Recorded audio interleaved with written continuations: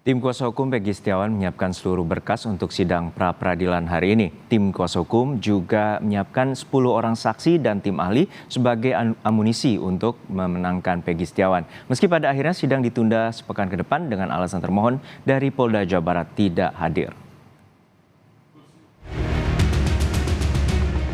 Tim kuasa hukum Peggy Setiawan menyebut telah menyiapkan 10 orang saksi yang akan memberikan kesaksian bahwa Peggy berada di Bandung, bukan di Cirebon, apalagi menjadi pelaku pembunuhan.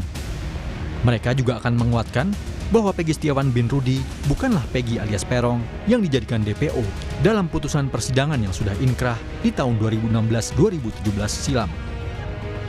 Tim kuasa hukum juga menyiapkan sejumlah saksi ahli untuk membedah kasus dari pandangan hukum saat jalannya persidangan. Termasuk soal kasus Vina yang tidak didukung dengan scientific crime investigation.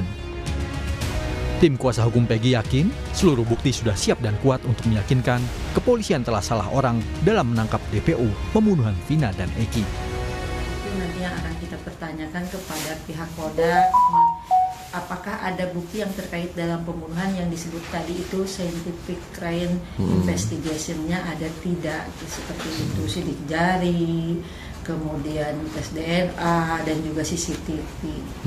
Sedangkan sejak akhir putusan di tahun 2017 nggak ada ya Bu ya tertulis barang-barang bukti dan betul, tidak barang bukti yang itu CCTV yang memang terjadinya scientific crime investigation itu tidak pernah dimunculkan. Termasuk sidik jari juga nggak ada ya Bu? Nggak ada sidik jari para terpidana, itu nggak pernah ada. Itu kan harusnya kalau pembunuhan kan harusnya ada di TKP, untuk membuktikan mereka ada di TKP kan ada sidik jari para terpidana. Justru itu malah kita mau buka sekarang di persidangan. Jumat lalu, polisi memeriksa Rudy Irawan, ayah Peggy Setiawan. Rudy diperiksa di Polda Jawa Barat terkait kepemilikan KTP ganda. Pemeriksaan Rudy berlangsung selama kurang lebih 5 jam. Terkait klarifikasi polisi soal KTP ganda miliknya, Rudy dimintai keterangan polisi karena memiliki 2 nama, yakni Rudy Irawan dan Asaf Rudin. Ayah Peggy beralasan memiliki identitas ganda yang digunakan untuk menikah. Sebelumnya, ayah Peggy juga telah diperiksa oleh penyidik Polda Jabar setelah anaknya ditangkap 21 Mei lalu. Jelas gitu loh, kepentingannya beliau ini dulu kawin lagi gitu loh. Kan untuk syarat kawin lagi kan mesti ada NA. Nah, kesatu, kedua kan dia juga takut ketahuan sama yang tua gitu. Jadi dia bergantilah nama, kira-kira gitulah. Kapolri Jenderal Listio Sigit Prabowo mewanti-wanti penyidik yang menangani kasus Vina harus punya bukti yang kuat. Menurutnya, penersangkaan Peggy harus didasari scientific crime investigation. Barat terkait penanganan Peggy ini juga menjadi perhatian publik. Saya minta untuk itu juga, apabila memang betul diproses, maka alat buktinya harus cukup dan tentunya akan lebih baik apabila semuanya dilengkapi dengan scientific crime investigation. Artinya itu adalah bukti yang tidak terbantahkan. Namun demikian tentunya ada alat-alat bukti, barang bukti lain yang juga tentunya diatur di dalam KUHP yang harus dilengkapi oleh rekan-rekan. Saya kira kami minta agar kasus tersebut betul-betul ditangani secara tuntas, profesional, transparan, karena ini menjadi perhatian publik, berikan rasa keadilan. Pihak keluarga optimistis sidang pra-peradilan bakal dimenangkan Peggy. Sebagai bentuk doa dan dukungan, keluarga hingga kuasa hukum Peggy menggelar aksi simpatik di Jembatan Layang Talun, Cirebon, Jawa Barat, Sabtu kemarin. Dalam aksinya, kuasa hukum Peggy meminta hakim yang memimpin sidang pra-peradilan bersikap objektif, jujur, transparan, dan berintegritas, sehingga dapat menghasilkan keputusan yang memberikan keadilan terhadap Peggy. Ini sebagai bentuk doa juga ya dari masyarakat agar pra-peradilan nanti masyarakat berdoa agar hakimnya adil, hakimnya jujur, hakimnya objektif ya dalam memutuskan sesuai fakta-fakta biar Peggy bisa bebas. Kenapa? Karena kami yakin penyidik tidak memiliki alat bukti kalau untuk Peggy Setiawan. Kecuali Peggy alias Peron silakan ya. Tapi Peggy Setiawan kami yakin penyidik tidak memiliki alat bukti sehingga kami hanya memerlukan ya hakim yang jujur, adil, objektif sehingga menghasilkan putusan yang adil bagi Peggy Setiawan. Kartini, ibu Peggy Setiawan menyebut dukungan masyarakat agar Peggy dibebaskan mengalir deras. Warga meyakini Peggy Setiawan bin Rudi bukanlah Peggy alias Perong yang melakukan pembunuhan terhadap Vina dan Eki. Tadi kok sempat bubuhin tangan, tanda tangan? Tanda tangan. Masyarakat juga banyak pada ikut tanda tangan karena mendukung. Bu, harapan dari peradilan gimana Bu, dari keluarga Bu? Ya harapan dari keluarga ya semoga mendapatkan hasil yang bagus dan Peggy segera bebas. Dari pihak keluarga Vina, Hotman Paris selaku kuasa hukum justru meminta Polda Jawa Barat tidak terburu-buru. Pasalnya masih banyak kejanggalan, terutama pada BAP. Polisi semestinya menyelidiki semua pihak yang terlibat, baik saksi maupun penyidik-penyidik terdahulu, dan menyelidiki siapa dalang di balik kasus pembunuhan Vina. Jelas-jelas BAP-nya, putusan pengadilan, bertentangan dengan BAP yang sekarang 2024. Bertentang isi BAP dari para saksi fakta, para terpidana di 2024 sekarang bertentangan dengan isi BAP di 2016. Berarti pasti ada yang salah. Kalau mau periksa, kalau memang ada kecurigaan masyarakat, silahkan periksa semua yang terlibat agar masyarakat puas. Apakah bupatinya, periksa semua keluarganya, apakah ada oknum polisi senior, periksa semuanya, terbuka agar masyarakat puas. Belum tentu mereka bersalah, tapi periksa semuanya. Sementara itu, tim pencari fakta independen mendatangi Barreskrim Polri guna melaporkan dugaan obstruction of justice, keterangan palsu, hingga dugaan identitas ganda dalam kasus pembunuhan Vina dan Eki. Tim Liputan, Kompas TV.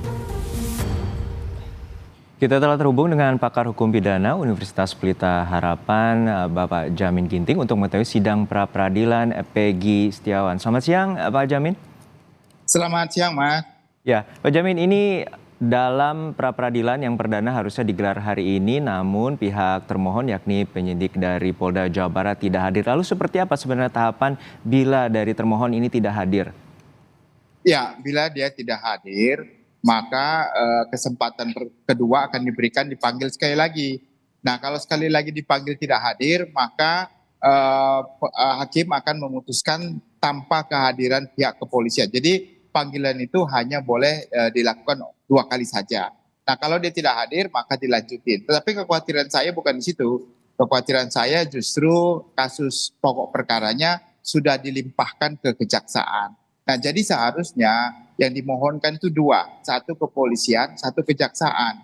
Karena kalaupun nanti dia dilarikan ke kejaksaan, masih mempunyai kekuatan untuk dalam pemeriksaan pra-peradilan. Karena objek termohonnya juga 2. Tapi kalau cuma 1, kalau sudah dilimpahkan ke kejaksaan, maka tidak dapat lagi diminta karena objek pemohonnya berbeda. Dan ketiga, apabila sudah dimasukkan ke dalam pengadilan, maka gugurlah permohonan pra-peradilan, sama sekali tidak bisa dilanjutkan, demikian.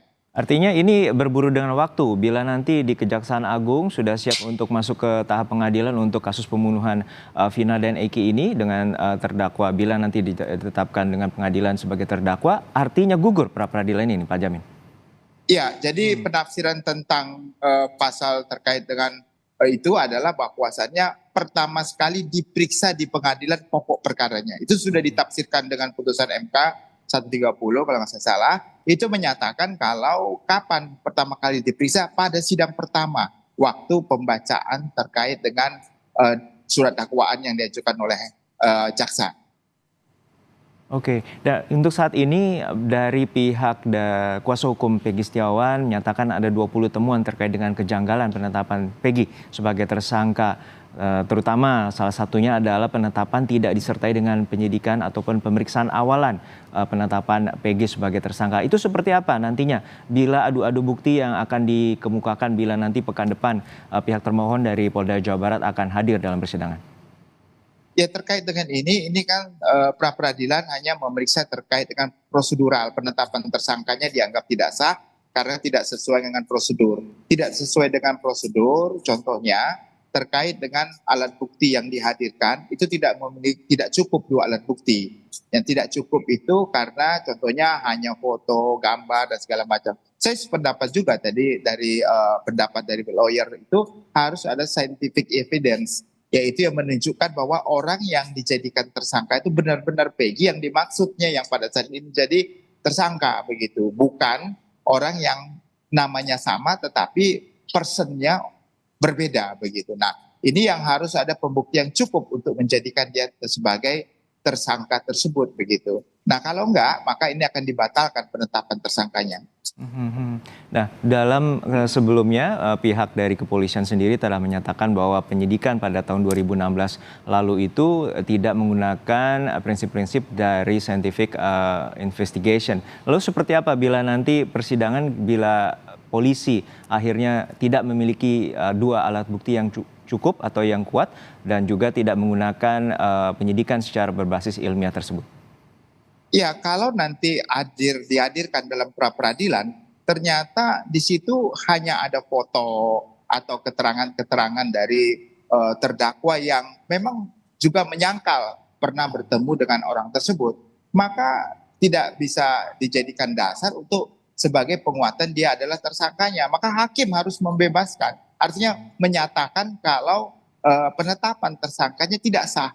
Kalau penetapan tersangka tidak sah, maka bukan dia tidak cukup alat bukti sebagai menunjukkan dia sebagai tersangkanya. Dia harus cari alat bukti lain lagi. Apalagi kalau tidak ada contohnya tes DNA, kamera CCTV, dan juga terkait dengan saksi, ya saksi yang benar-benar melihat, mendengar, dan mengalami sendiri dia ada di tempat kejadian. Maka saya kira ini sangat lemah kalau sampai tidak ada dibuktikan hal tersebut, tidak bisa dibuktikan oleh Polda.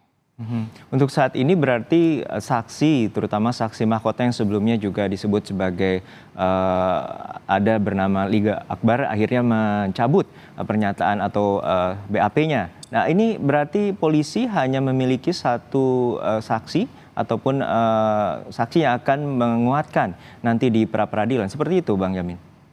Ya, kalau sudah dicabut berarti BAP itu tidak bisa digunakan lagi.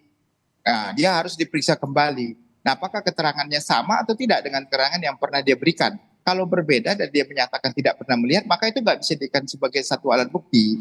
Ya, kalau tidak bisa satu alat bukti, berarti siapa saksi yang lain? Kalau tidak ada, berarti kurang untuk bisa menyatakan cukup saksi sebagai, karena minimum sesuai dengan pasal 185, 2 saksi ya, nullis testis, unus testis. Jadi 2 saksi minimum begitu. Nah, inilah yang harus diperhatikan oleh hakim nanti dalam memeriksa. Saya kira hakim harus sifat independen, jangan takut ditekan atau tertekan gitu ya dengan adanya kasus ini dari pihak mana, termasuk dari termohon.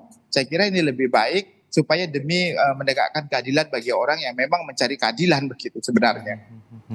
Menegakkan keadilan baik juga bagi korban juga kepada para pelaku yang saat ini penetapan Peggy Setiawan sebagai tersangka diajukan pra peradilan, namun hingga saat ini pihak termohon yakni Polda Jawa Barat tidak menghadiri persidangan di pra peradilan Pengadilan Negeri Bandung, Jawa Barat. Terima kasih pakar hukum pidana Bapak Jamin Ginting telah berbagi informasi bersama kami di Kompas Siang.